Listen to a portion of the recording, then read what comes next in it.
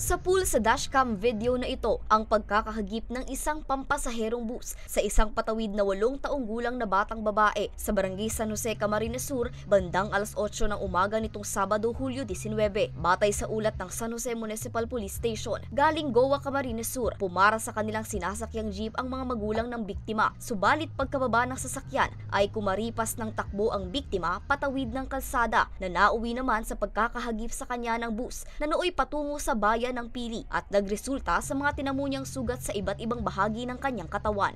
Yung bata na 8 years old, tumakbo, hindi nahawakan ng parents. Kaya yun po ang unfortunately nahagip ng bus na paparating.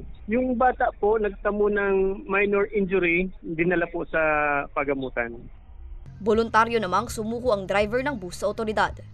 Ang paalala po ng San Jose PNP sa mga magulang na ingatan po natin ang ating mga anak na sa mga pagkakataon na ganito na maulan, kailangan hawakan yung bata para hindi maaksidente. At sa mga driver naman po, mga drivers, bus, in general na po lahat, pati motorsiklo, mag-ingat po tayo sa pagmamaneho.